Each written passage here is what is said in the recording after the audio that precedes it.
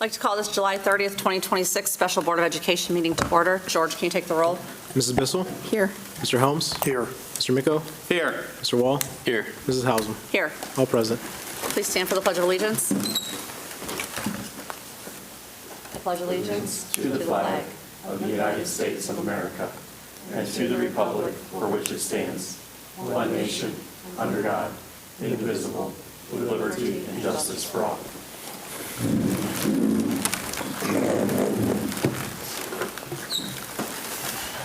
Next on the agenda are strategic priorities, and they are not listed. Oh, no, I'm sorry, my computer is stuck on roll call. Thank you, sorry. You're welcome. Our district has developed and is currently engaged in a 3-year strategic plan which reflects the values, beliefs, and hopes of our students and parents and community. There are 4 strategic priorities to the plan: transforming teaching and learning, aligning staff and resources, cultivating culture and climate, and leveraging funding and facilities.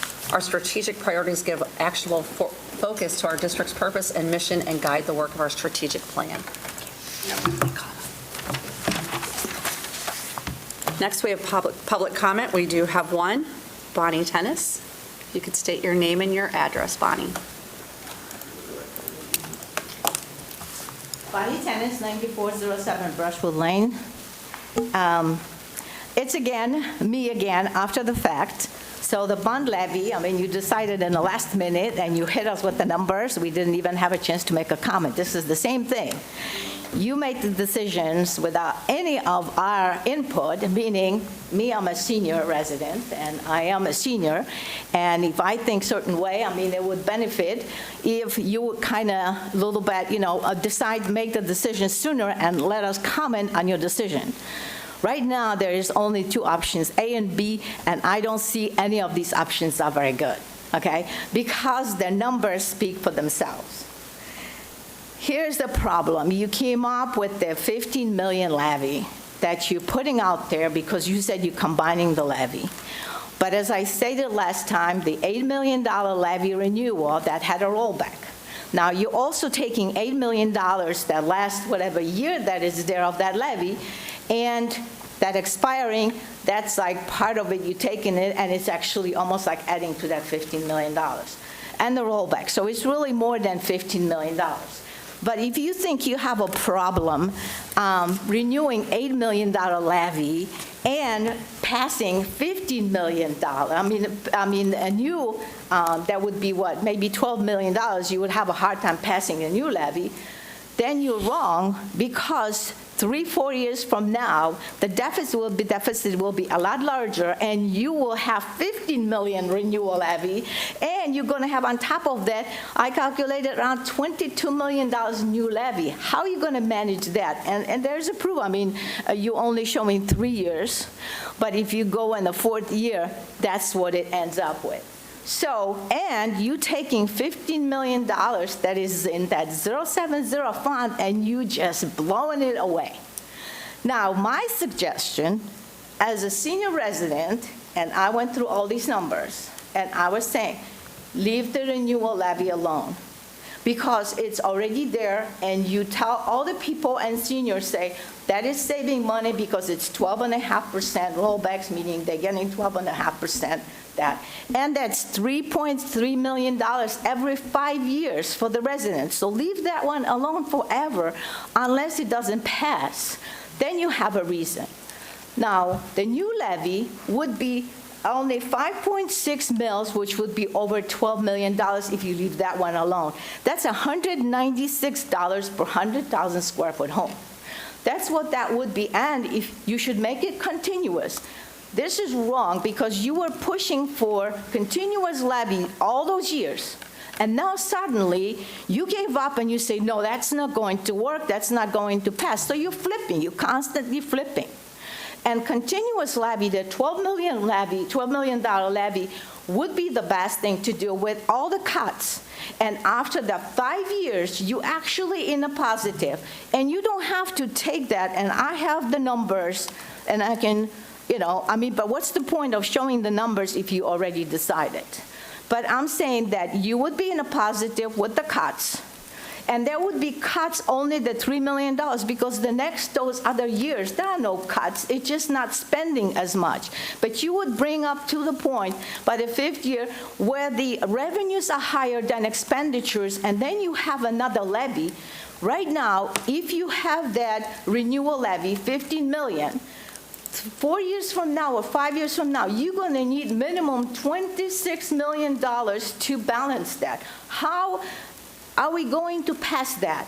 Now, if you would do continuous levy, the $12 million, leave that $8 million alone, then it's a $16 million levy 5 years from now. You make it continuous again, and by that time, the amount, because the property values are going up, it would be, again, maybe $190 per $100,000 home. So you actually, by doing it, what you're doing now, you're actually putting this district in a worse situation in just 4 or 5 years than we are even now. Because now it's a $10 million deficit. It's going to be $13 million just 3.5 years from now. Then after that, it will be $16 million. And then it just piles up. And think about it. If the new levy passes, because you have to put it sooner because you're short, then the other levy, $15 million, might not renew. You're putting, continuous levy was the way to go. And then, okay, so it wouldn't pass maybe this time, but it would pass in March.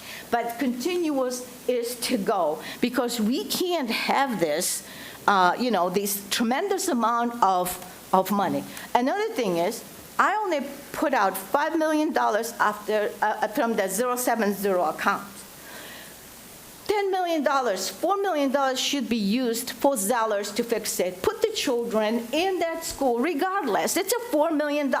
Spending money on everything else. It's only $4 million to put all the children in one school. I know it has a problem, but it had a problem since 2015, and was a problem. City knew about it, the committee knew about it, but it was never fixed.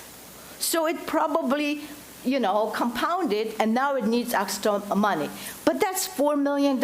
You are willing to put it there toward the cash to pay it, but you're not willing to put that $4 million to fix it, to put children here. Another, some of it would be used for Muraski, to pay Muraski off. Why are we having this mortgage if we have money? But you're just willing to, just because some leadership said, because GOP says, or some other people, that we need to just liquidate, that's not a reason. I wouldn't liquidate my savings just because someone said do it. Because 1 or 17 people will say it, but there's 44,000 people in Strongsville. Like me, like I said, I'm a senior, and I'm willing to do certain things and vote on it and pass it as long as it's for better, but not for worse. So that's my comment. It's just sad. Oh, and I would like to make another comment about that income tax. 30 seconds. Okay? Income tax is good if the taxes would be abolished. But income tax doesn't save any senior or anyone money, the senior citizens, because the levies that are left, and that we can prove it, if the property value goes up, based on the levies that are left, they can go up. So the senior will pay no matter what. So thank you, and I wish you would give me the time before you make the decision, that you would sleep on it like everybody else. Before you make a purchase, you sleep on it, and then you review. So. Thanks, Bonnie. Am I allowed to make a comment? I just need you need to fill out a green slip for public comment. Right outside the door.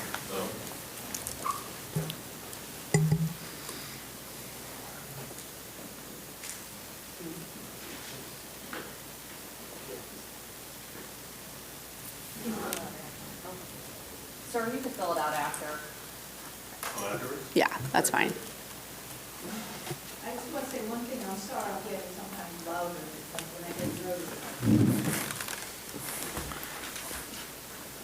Hi, my name is David Autry. I live at 18181 Saratoga Trail. Been a resident of Strongsville since '85. What I want to say is, I know there's 2 proposals to raise money for the schools. One of them is income tax. My wife talked about this the last meeting 2 days ago. And we feel the income tax is not a good solution because of the way it targets people. It targets people that have investment income. A lot of seniors have investment income, and they're required to take minimum RMDs. They got to take out so much money every year, and that tax will come directly off that. And the property tax, I think, is more fair because it gets money from all property owners, including the businesses in the area, like Costco and the grocery markets. So everybody owning property in Strongsville will be paying some money versus just taking it strictly from the wage earners and the people living off investment income. There's no other district in Cuyahoga County that is using this income tax methodology. It's being used by a couple communities in Allen County, but that's primarily farmland, and the land out there is taxed at a very low rate, so it's not enough to sustain their school systems out there. And I actually graduated from a school down there, a little town called Lafayette, Ohio. So my understanding of the new property tax proposal, to me it sounds, if I understand it correctly, to me it sounds like a bargain, because the net cost or the next tax rate is still going to be 1 percentage point lower than what the expired rate in 2024 was. To me, that seems fair. In this economy where everything's going up and up and up, this seems like a case where, at least for a short period of time, we can actually reduce some expenses for our citizens. And I would definitely put my full support behind that. Thank you very much. Thank you. Okay, we'll move on in our agenda to the Board of Education Other. We're going to start by talking about the reduction plan, levy plan. So thank you, Ms. Hausum. As you know, last time we were together, we went through the Phase 2 reduction plan. Those are reductions that would go into effect starting the 27-28 school year, regardless of any levy outcome in an effort to reduce expenditures, to allow the life of the whatever revenue-generating issue the board approves to go as long as it possibly can. And so we were charged with finding $2 to $3 million of reductions. We came back with $3.5 million of reductions. And as we set up last time, the guidance that I'm looking for at this meeting is to set a target for where the board would like to see those reductions land, as well as there's been some conversation with the board if you would like to talk about the cash balance policy. We gave examples last time of here's what it would be, here's what the reductions at a minimum would be if it's 90 days versus a 75 days versus a 60 days. And again, when you select that cash balance policy, if you want to make those adjustments to that, those are just those numbers give us guidance, right? So when we say 90 days is a $3 million reduction, if you do more than, you can do more than that, but that gives you the baseline, same with the rest of them there. So those are the two things that would help give guidance. The last part is, as I shared, as the board has reflected on this reduction plan, if there's any items that you say, hey, I would like to see that move to Phase 3, just for clarity, Phase 3 would be reduction contingent upon a levy passage or failure. If the levy fails, a reduction would go into place. If it passes, the reduction would not go into place. So if there were any items on the board's list that they wanted consideration to move that to a later phase, we would do that. And then whatever that delta is, then I would make the decisions in terms of how we would match that target. So with that, George, if you maybe want to put up the reduction plan spreadsheet that's there. And again, what we're trying to do, we understand that there's a trade-off. Any of these reductions do have a negative impact to our overall operations, but what we could do to preserve the core and protect the student experience is our ultimate goals, while looking at services, supports, and staffing that can help us to be as sustainable as we possibly can, given our current financial condition. So I'll turn it back over to you, Ms. Hausum, to see how you would like to have the discussion for those items we need to get some direction on. Thank you, Dr. Ryba. I know board members, we've had 48 hours to go through this and think about Eric item. Sorry, you got stuck in New York. We've had 48 hours to look this over and put some thought into it, so I'd like, if anyone has any thoughts, questions, I'd like to start there, if that's okay. I know for me, something that stuck out when I went home is we did ask for 2 to 3 million, and they came back with 3.5. Is that too much? I've been pondering that. To that point, there are a couple here that are still giving me pause, and those specifically are the mental health providers. So if we're looking, I would like to see those moved out of the first phase. I agree, and I've had several community members Yeah, me reach out too. to me in the last 48 hours and plead the case for the mental health. I'll just highlight items you share, and then we can come back and discuss. I received the same email, and I found what they said compelling. Yeah, we went with 1.9 million, the first phase, right? Nope. Obviously, this phase, we've had up to 3.5 million. Reductions are needed. I think we all are very well aware of that. It just feels like 3.5 might be a little aggressive. We also might know that we have to kick the can a little bit and go into next year, knowing that we might have to or will have to do some additional reductions. But the winds can change. Obviously, we're all hoping for the positive, the winds to change. So going in at 3.5, I think is just a little bit too aggressive to begin with. I went line by line, and I tried to avoid anything that dealt with the person.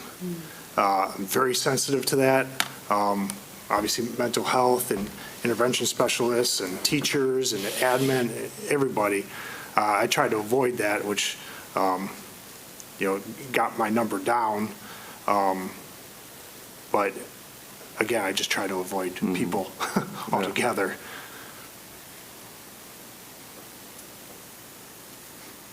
Nothing? Okay. Thanks, Go, Ann. yeah, please. So I got comments on 4 topics between whenever, I don't even know what day that was, between 48 that hours. meeting and today. They were band and orchestra reductions, the staff members at the middle school, because we're going to get rid of the double block, mental health providers, and recess aides. Those were the 4. So we already talked about the mental health. Cameron, is there anything else that you can share about those other ones specifically that might be helpful for the public to understand why they made the list? Sure. So let's start with the double block of ELA and mathematics at the middle school. So for a lot of years, it's been a while, but Jenny and I were both middle school principals, and so we had a schedule for a long time that offered, a period of each class, a period of math, science, social studies, ELA, and then there was a variety of things, but for a while there was a course called core enrichment. Basically, kids would get an extra class of math. It would be a rotating basis, so they would still get 5 core classes. It would just the 5th one would rotate. We wanted to, I lose track of time, but it was a good number of years ago, maybe 8 years ago, 7, 8 years ago. The middle school came up with a proposal to go with a double block period of ELA and math in the grade, ELA and math in 6th grade, ELA in 7th grade. And the concept is pretty simple, right? If we extend the amount of time that students have instruction in that content area, we should be able to increase comprehension, understanding, see student outcomes improve. Over the years, and it's not due to the level of work or dedication of the teachers, we really haven't seen the benefits of that double block. And when we talk to teachers, the feedback we get is feel like a little bit like Goldilocks. Like 42 minutes is too short, 84 minutes, which it is too long. Thinking about keeping a 6th and 7th grade, even the most wonderful teacher, keeping an adult engaged for 84 minutes on a topic is a challenge. And so we haven't seen the improved results that we would have hoped to have seen and wanted to see with that. And what our teachers, the feedback that we're getting is that and I want to clarify, they're not advocating for reducing teacher positions, right? As we talk conceptually about time, it would be, instead of having two subjects have this long period of time, it would be perfect if all subjects had more time. If we can get to that sweet spot of 55 to 60 minutes per class period. So for right now, based on where we're at, we can't make all of those changes at this point in time. There's a variety of steps to go through, but this would be the first step to say, let's go back to having all students have 42 minutes of instruction for their core areas. We have an example of what we used to do with this core enrichment period, but we have a year to study this in collaboration with the teachers to say, that is still going to be a fifth teaching period for you and a fifth instructional period for students. But how can we best use that in the service of students and helping support with the academic goals that we have? So again, I'm going to qualify that anytime, as Tim said, anytime we have to put people's names to these things, it's extremely difficult to do. But as we take a look at efficiency in terms of academic outcomes, it's something that at this stage, I feel it's something we can move away from. And not only move away from, but I think it sets us up for where we need to evolve our middle school schedule to be in better service of our students moving forward. So that's middle school, unless there's any questions board members have on that. That's helpful, thank you. Okay. And then for the fifth grade band and orchestra, I would qualify, and if I forget the third, let me know. But right now in my mind, there's three key things that I've been thinking about with this as well. And as I've shared internally and I've talked to the music staff, this is something, we've gone through a variety of iterations of reduction plans. And this is something that I've held on to say, no, I'm not talking about it. You know, I don't want to move it. It's going to be in the last phase possible. And I think some of our music folks were a little surprised it got bumped up to phase 2 because it's always been kind of that last effort. But we've got other challenges that we're facing. First of all, as I said last time, this has been a part of our district for a long time, and it worked when we had 5th and 6th grade as a part of the elementary schools. When 6th grade moved up to the middle school, obviously we kept with that. How this works is band and orchestra is done during the school's IE time. So that's intervention and enrichment time period. And that's when they come in. So students, in lieu of going and spending time in their classroom or getting intervention and enrichment in their classroom, they go out for individual lessons or they have full group orchestra or full group band at that time. As we implement CKLA requires additional ELA instructional minutes. Part of that and goes into the IE block a little bit. The way lunches are worked at buildings creates scheduling challenges that we have. So it's become increasingly more and more difficult to make it work. And the other most pressing thing right now is we are out of space. We are out of space across the elementary buildings. And we've talked about the stories of it being in the vestibule. We have some in the trailers. We have some in media centers. We have some that share rooms.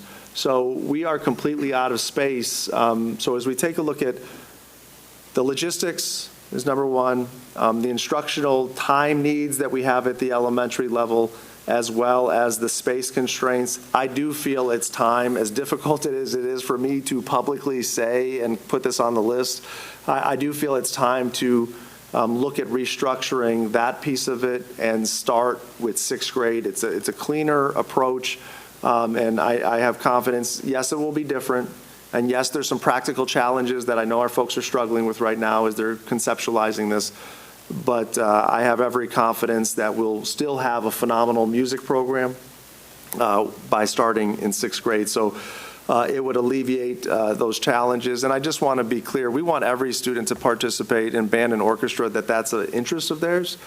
But when you take a look at the services and supports our students need, and you take a look at that IE period, if a student needs reading support or has special education, additional support that's needed, or we have, enrichment things or different opportunities that are there, so many kids are being pulled for the same thing at the same time, and there's a finite number of resources. So that's the reason why it's been bumped up and is on phase 2 for me. And then the third item in terms of the recess monitors, again, this was put on, what I did when I started developing this plan is I did take a look at all of the most recent, we had a master staffing initiative that we did a few years ago where we looked holistically at different groups and we added some positions. So this was one of the most recent additions that was there, that we put there. And so taking a look at it, you can pragmatically say, well, we survived for decades with this certain level of monitors. Again, there's trade-offs, right? This has been a benefit, but if we've got to survive and be more efficient, we can survive. But to answer your question in the community feedback, having that additional monitor out there, the supervision, yes, helps, but it's more of helping to address individual student needs, which also, it all has a domino effect, which helps support principals from not having to not be involved in minor things that an additional monitor can take and handle while the other monitors supervise. So I think the community feedback from that one is accurate in terms of, hey, having those positions there would be a help. It just determines, 3.5 million versus something lower, then those are options you can consider.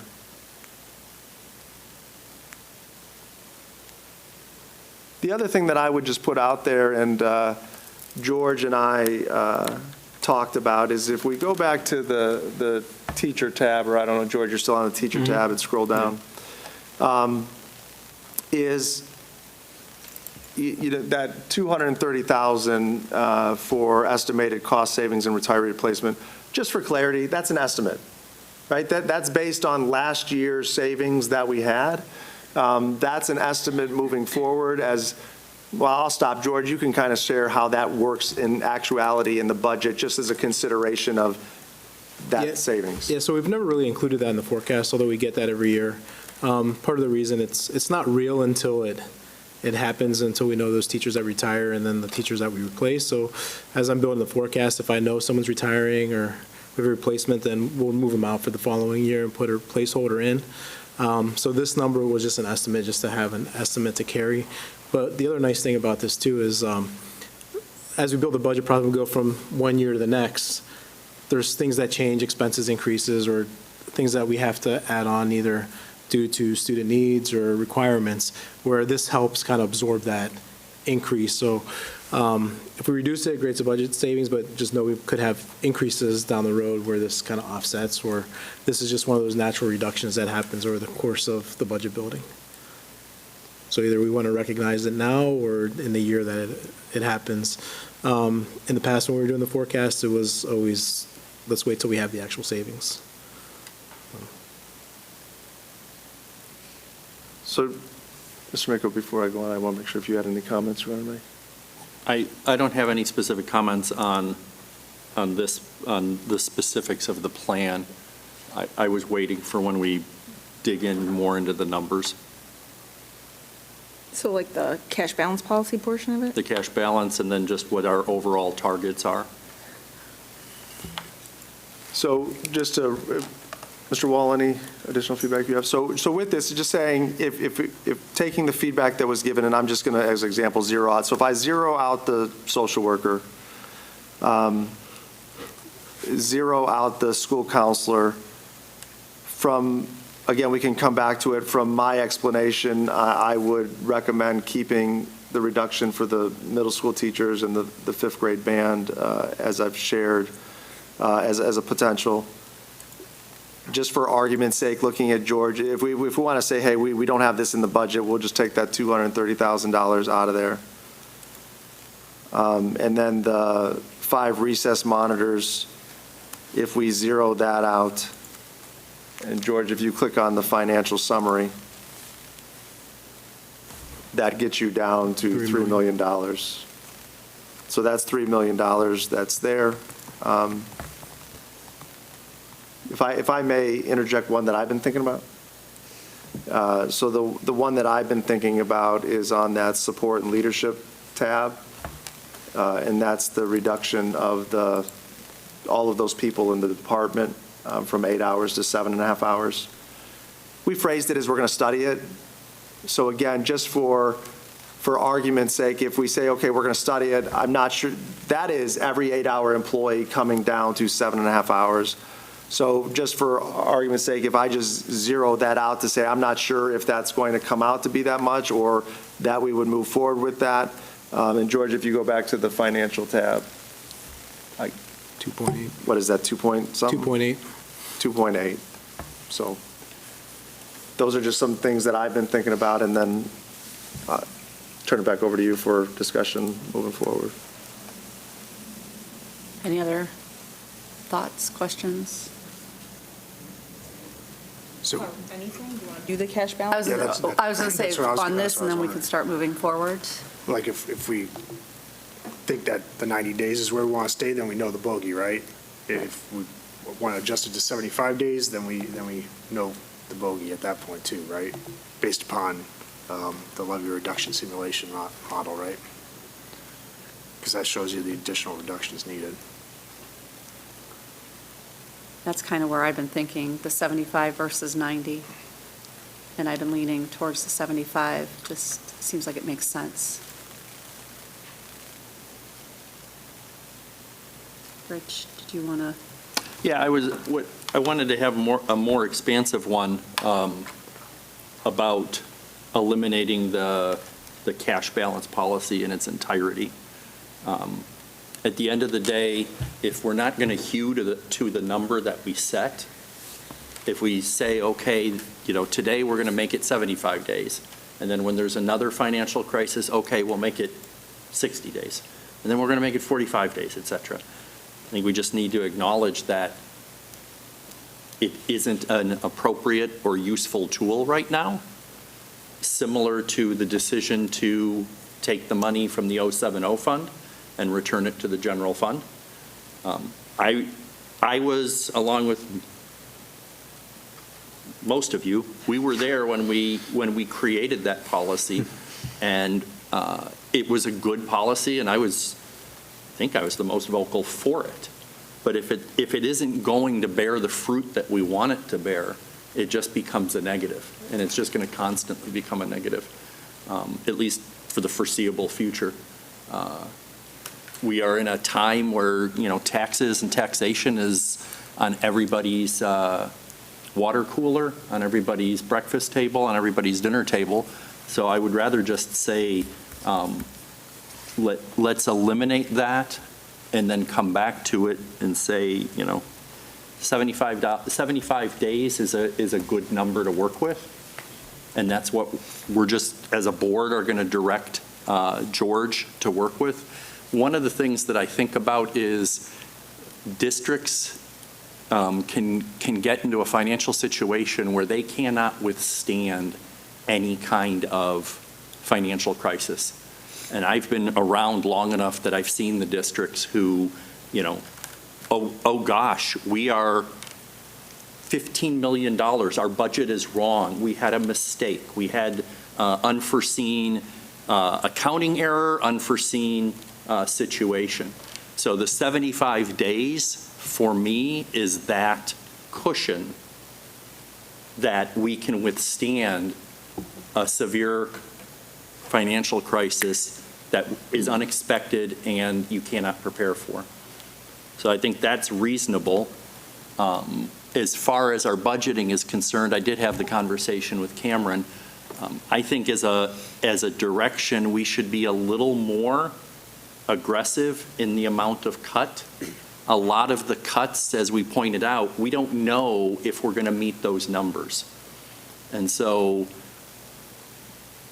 I recognize we're talking about people's jobs. I always recognize that. But from just a planning process, all of the amounts in there that, for example, are based on hourly employees, if they don't deliver, and we're reducing our cash balance policy, we put ourselves in a position where suddenly we may have a crisis, and we need to avoid that. And so one way to do that is to be judicious and reasonable about reducing the cash balance policy, but at the same time, I think we need to be judicious about the amount of cuts we're shooting for, and to put both of them together the unintended consequences is if we have a financial crisis, we don't have the ability to do that. And I like my home analogies, et cetera. You need a rainy day fund. You need an emergency fund. I know the emergency fund should be 3 months of salary. Well, we'll make it 2.5 months. And then, I'm going to save money over here. And you don't save money over here, and you don't make it 2.5 months. And then all of a sudden, the car breaks and you can't afford to repair it. So I don't know if that resonates or not, but that's what I'm advocating for, is that we can use the 75 days as our target for cash, but I think we need to be a little more aggressive. As far as the cuts, yours were 3.5 million, so I think if we bring them down to 3.1 million, that's a good balancing act. So that's what I have for your consideration. I asked George this earlier, and he reminded me that we were one of the first adopters of the cash balance policy, but do we have to have one now? Because since then, there has been guidance that came out. I don't know 100% by law if we have to have one. I think Neola was recommending districts to have one just based on the current environment with schools and the cash balance policy. The cash on hands was being looked at based on legislators, and it's also could be used by the county commissioners and when reviewing tax rates. It's just another mechanism to show if potentially if you have cash on hand, and if the Cowhood County is a little different, but I don't know if you saw in Medina County where school districts had to go to the Budget Commission to justify their tax rate resolutions, and the county commissioners were looking to reduce tax rates. That's just another mechanism to show the need as to why cash balances are on there. You have a policy that kind of sets the cash balance. So to that point, I So was. it's kind of, it's more or less of a guideline. Okay. So to that point, I was looking at some other districts locally, and they are all, without exception, except ours, because ours is in days and not percentages, they're all between 20 and 25%, which puts us between 73 days and 91 days, essentially. So exactly what we're talking about. But I just wanted to point out that Bay Village does something interesting that might benefit us, to Richard's point, is they have a range of percentage from 20 to 25%. So I get what you're saying, Richard, if we're always going to move it down, that could be a problem. The range perhaps helps us in that 75 it still gives us a cushion, we're within range of everybody else, knowing that our ideal had been and is 90. Maybe that's something we could look at in terms of long-term with the policy committee, adjusting it to do something like that.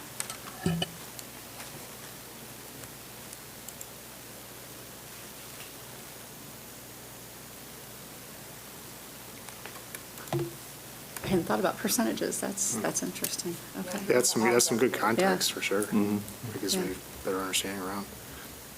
I think the feedback that we've gotten throughout the community is reductions are needed, cash balance is desired, but we still want a top-of-the-notch school district. So those are a lot of difficult things to appease with the community. But I think, where some of the board members are going with it is, I think we can do most of that with a certain amount of reductions, with adjusting the percentage or days on hand of cash balance, and then obviously minimizing the impact to the students with the reductions that we have. And I keep coming back to our original charge was $2 to $3 million in cuts. And the 2.7, 2.8 range is definitely at the high end of that.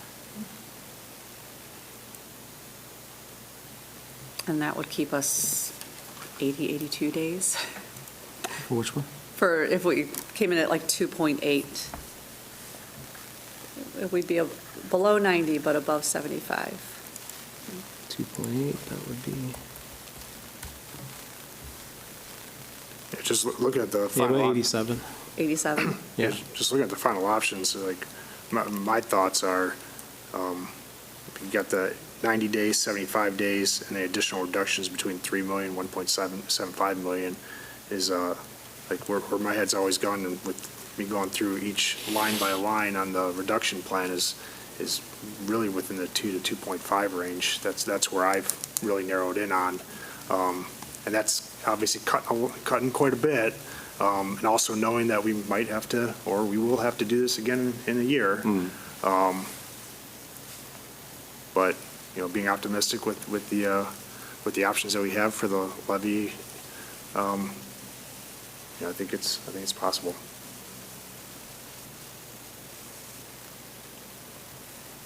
Eric, you've been quiet. A lot of what Rich said did resonate with me. I like most of what you said, but I like the policy that you advocated for originally. If, for only reason it creates like a natural governor and forces intentionality for us to keep revisiting it, which I feel like is a nice public inflection point, even if we have to move it down. So I guess I would be in favor of keeping it or modifying it, but 75 seems realistic to me, 75 days on him. And where your 2.8 number feels, none of it feels right, but that feels like the middle ground of reality and then reflective of what we need to communicate to the community is where we're at. These are the choices that we have to make, unfortunately. And I'll just say for the cash balance policy, regardless, we're going to have to modify it anyways, because the second half of it talks about the 070 fund. So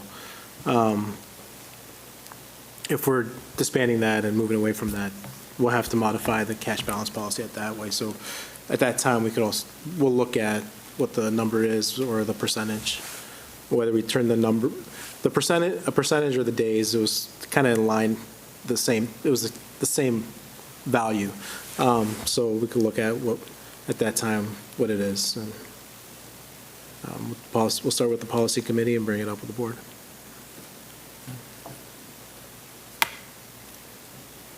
So we need to give direction on the dollar amount. We're all over the place. Rich was 3 to 3.1. Tim's 2. I don't think we are, though. I think what you nailed in the beginning is we've got, if you go from 2 to 3, you encompass everybody's view, which is where you started. I think it's closer than it seems. And that would leave Cameron room to decide with his staff which are the things that we would rather keep another year and, you know, pending the levy outcome. Right. I know, Richard, you're on the higher end of that. Yeah, again, the rationale or the thought process is whatever number we reach, or whatever number, I'm going to steal your word, is almost a stretch goal. And, you know, as Cameron pointed out, some of those are estimates, and we don't even know if they're, I don't want to say realistic, if they're doable, right? Or we don't know, are those estimates going to come in higher or lower? And so, in my mind, a 2.9 or a 3, whatever works, but a little more than we're comfortable with probably will serve us well, because on the other end of it, we're reducing that cash balance policy. And by moving the 15 million from the 070, that gives us the breathing room. The consequence of that is it's a one-time fix. And eventually, we're going to have to address that we used a one-time fix. So all of that makes for a weak soup. But that's one of the reasons I'm advocating to be a little more aggressive now on those cuts, is because otherwise the next phase becomes harder each time you do it. So Cameron, are you comfortable if we move forward with the 2 to 3 million? Yeah, as long as the board is comfortable with George and I collaborating and, you know, me taking a look at the specific reductions, him taking a look at the financial forecast and his recommendations about the level he feels is best for our long-term financial health. And as long as everybody's good with it, if I'm in that 2 to 3 range, the board's good, then yes, I'm fine with that. I'd say even be more deliberate with like 2.5 to 3 range, to Richard's point. I mean, well, less is better, of course, but knowing that we might have to revisit it again, just keeping the guardrails a little bit tighter, understand what the reductions mean. 2 to 3. 2.5 to 3 works for me if it works for the board. I was going to be sardonic and say 2 point whatever, but at the same time, I think 2.5 to 3 is a reasonable goal, and these are serious times. Yeah, agree. Did we have consensus on special dispensation for mental health? Trying to protect some of those roles? Yeah, I think that was, yeah. Mhm. So I'll make sure that no matter what, those 2 positions will be moved to phase 3. And then we'll take a look at the other ones and take into consideration the ones that receive community feedback as we go through it. So for clarity, 2.5 to 3 with 75 days cash on hand. And I'd love to explore more of the percentage. That's I'd like to interesting. know which one resonates with the community. Mhm. Like, which ones do they interpret better? Which, do you know what I mean? Days versus. Right, versus percentage might be abstract, although it buys us wiggle room. Yeah, Well, you can still do a 75 to 90 days. Agree. So that would work too. right. Does it make it more real for folks? 25% sounds like that's kind Right. of a lot. It's But just then when you interesting say that so many everybody is days. choosing that, and we chose days. It's Yeah, interesting. to me, days sounds more concrete because it feels like there's some time aspect to it, but I don't know if everyone would feel that way. Right. Right. All right. Everybody's good? Okay. So moving into, Or the second half of that discussion item was the levy type. that's what I was, so we've got the resolutions for property tax versus income tax. George and I talked, we could have a discussion about it before we do the resolutions. We have it on, yeah, so we have it on, listed as part of the discussion item.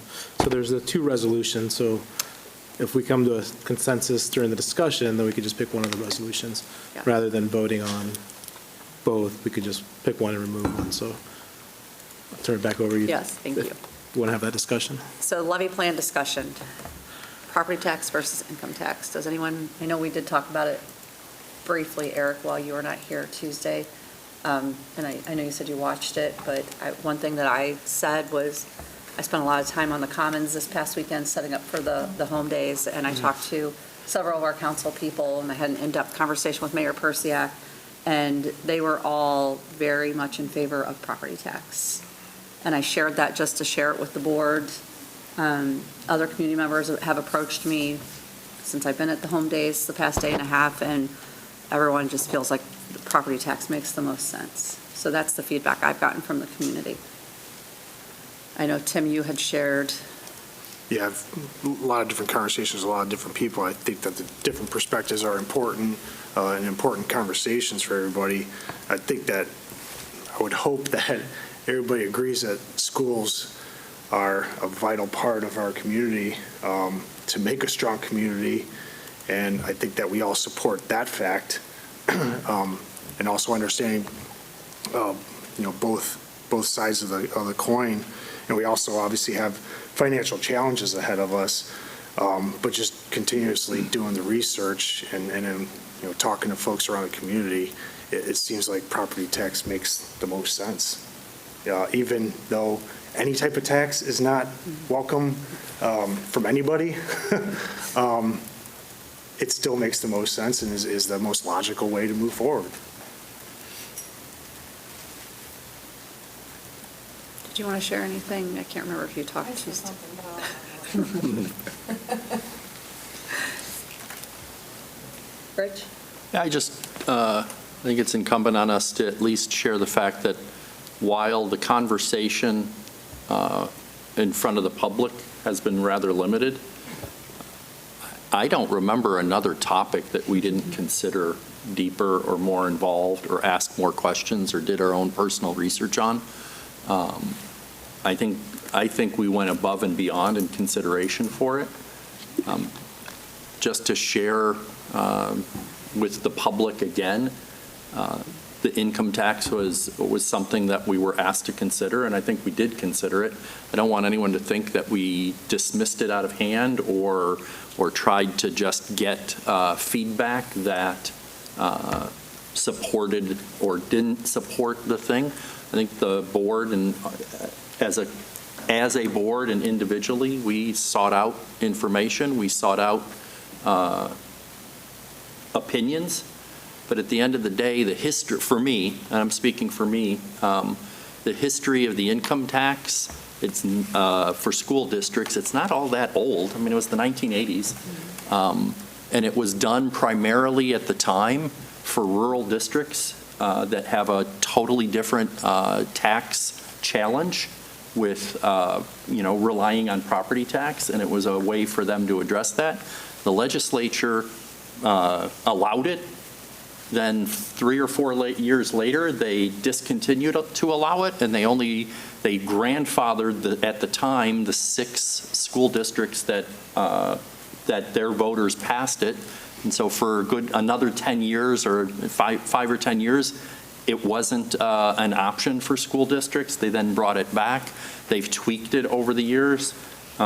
We've gone through the traditional income tax, the traditional school district income tax versus the wage-only income tax. But the one thing that kept on resonating with me is that it was for districts that were challenged with property tax issues, and they were challenged with property tax issues where the voters had consequences. And I keep coming back to Strongsville's the second lowest property tax school district in Cuyahoga County. So while it may one day have a solution, it may one day apply in Strongsville, I have not gotten the impression that it applies now. So I think for a number of reasons, property tax is the way we should move forward. And Rich, to your point, I did a little bit of research on districts close to us that do have an income tax, and they were passed in the 1980s, early 1990s, and since then, their communities have grown up, and they've reverted back to doing property taxes, so they have a mix of both, but no one has passed an income tax close to us recently. I just wanted to point out something I noticed tonight, which is one of the arguments for income tax is that your senior population may benefit from it. And what I noticed today is that we have 3 seniors in our audience who identified themselves as such, and all 3 of them were against income tax. Mm-hmm. So I know our sample size is small, but it's meaningful because they're here and they took the time to speak. So I just wanted to point that out as something that struck me tonight. And I do remember what you said on Tuesday night. It was the survey that was done for staff, parents, and community members. And it was not asked of them what they, which one they supported, but of course, everybody knows, a lot of people know what we're talking about. And the majority of people encouraged property tax, and I think, like you said, 2. One said it was an interesting theory, and the other was for. And there were over 700 people who filled out that survey. I've thought about this a lot. I think that the income tax has a lot of merit, but I think it faces a couple challenges. The biggest one is probably education, and we're so close to the election that a lot of people are sort of interested, and that's a theory or whatever.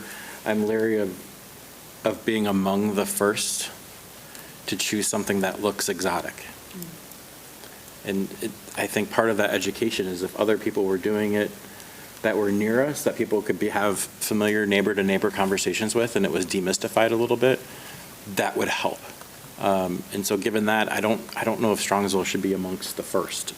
I just, not with an election that's so close, that we need to get something over the finish line.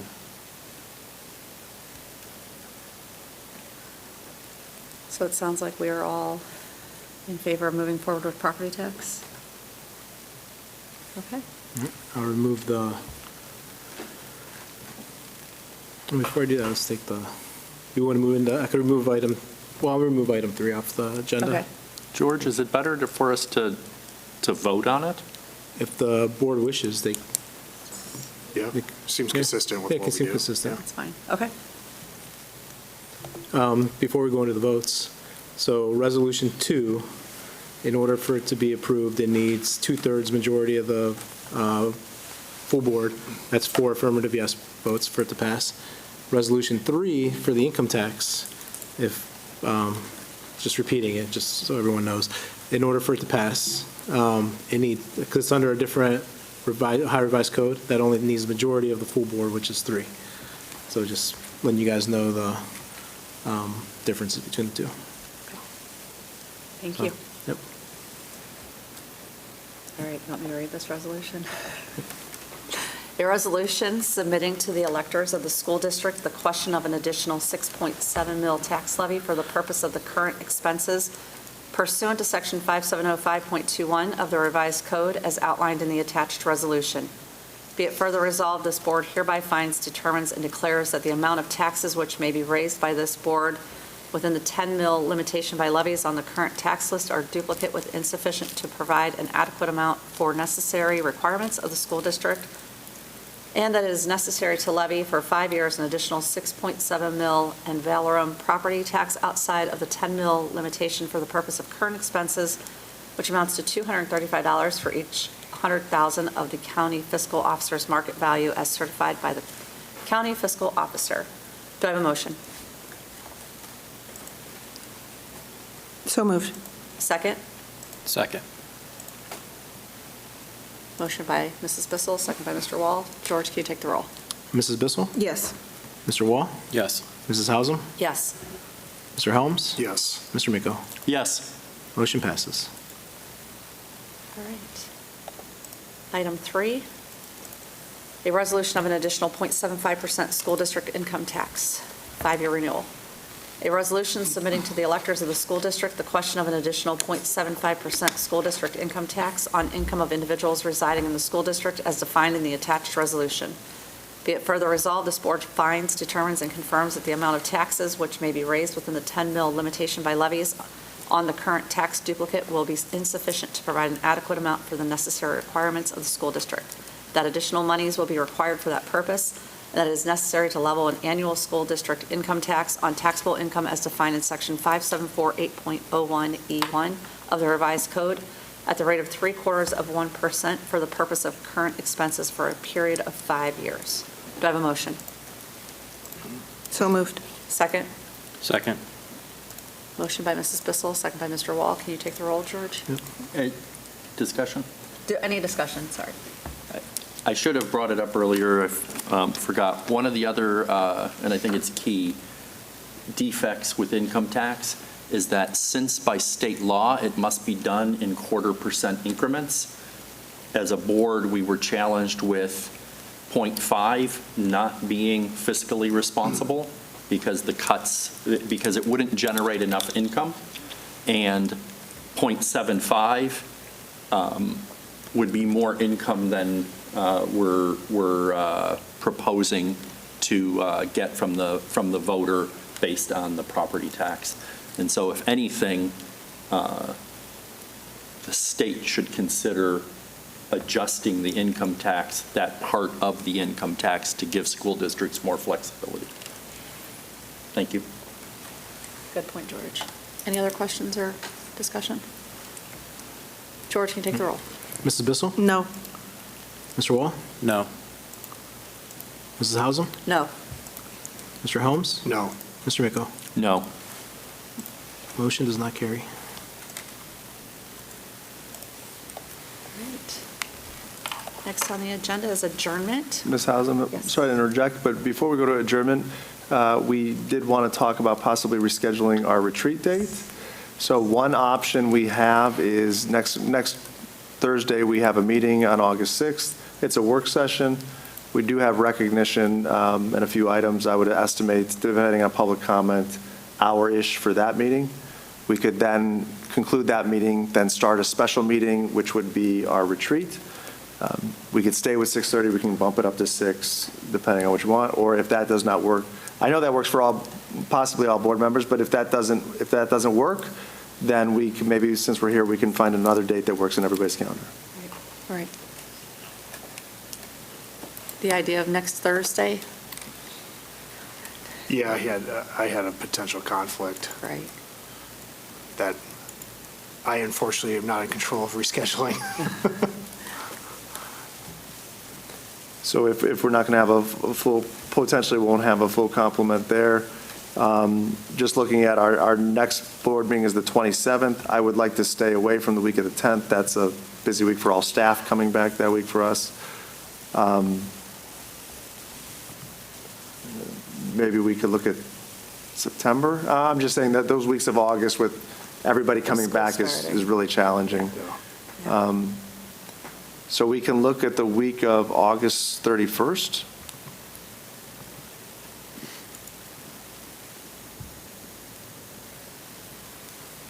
If we want to stick with Thursday the 3rd? September 3rd? Mm-hmm.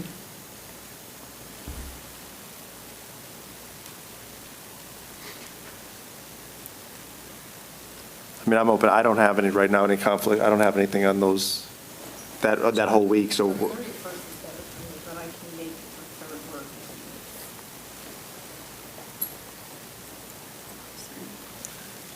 So 27th is already on the calendar, right? And Yeah. Yes. we're thinking either 31st or 3rd. I can do Monday or Thursday that week. Same. Rich? At this moment in time, I can do both of them. Is everybody okay for both? But this is our backup date, correct? No, yeah, I mean, why, I don't think, Tim, you're going to know, right? Well, I'm not going to be able to because, prioritizing something with my Okay. son.